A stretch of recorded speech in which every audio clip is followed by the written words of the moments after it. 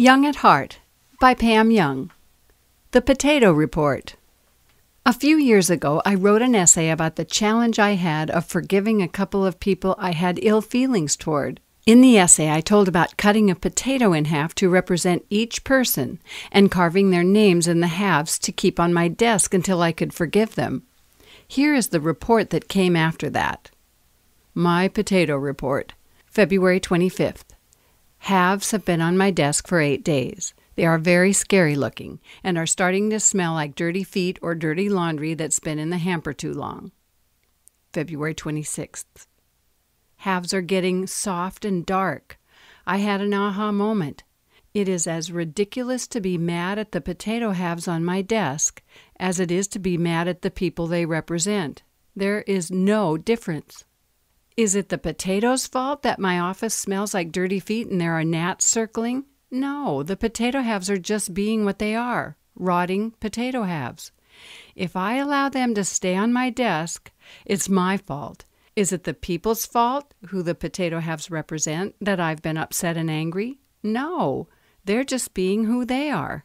If I allow the people the potato halves represent to pull me from my joy, it's my fault. The rotting potato halves on my desk have done nothing to me that I need to forgive, any more than the people they represent have done anything to me that I need to forgive.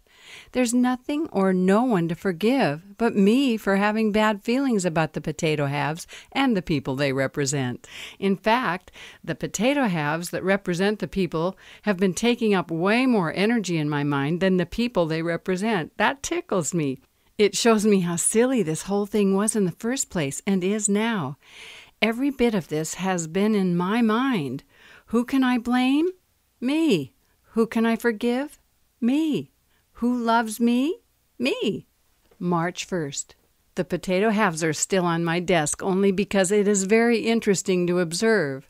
It is still teaching me some stuff in a very humorous, albeit smelling way. Right now I am actually enjoying looking at them. They're funny. March 2nd. I received this email. Dear Pam, the essay on forgiveness couldn't have come at a better time. An employee of mine is having trouble forgiving the former management staff of some pretty horrible things they said and did to her. It has been over a year now, and she's been feeling as though it's time to forgive and has seen how holding on to this is affecting her health. However, even with the knowledge, she's having trouble letting go. Moments before the essay reached my inbox, she came to me talking about how her and her husband might be getting divorced. After reading my email, I printed the forgiveness essay for her to read. Later that night, she sent me a text message thanking me for sharing the article with her. She said she was beginning to see things in a different light. March 12th. I have to report the potato halves are still on my desk. They've dried up. They don't stink, and there are no longer any gnats flying around my office. I think the potato halves are in the process of petrifying.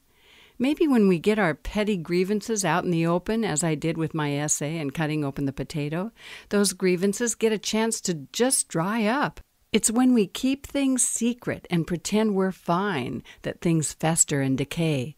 One of my readers sent me this, quote, "Forgiveness is giving up all hope of having a better past," unquote. Anne Lamott.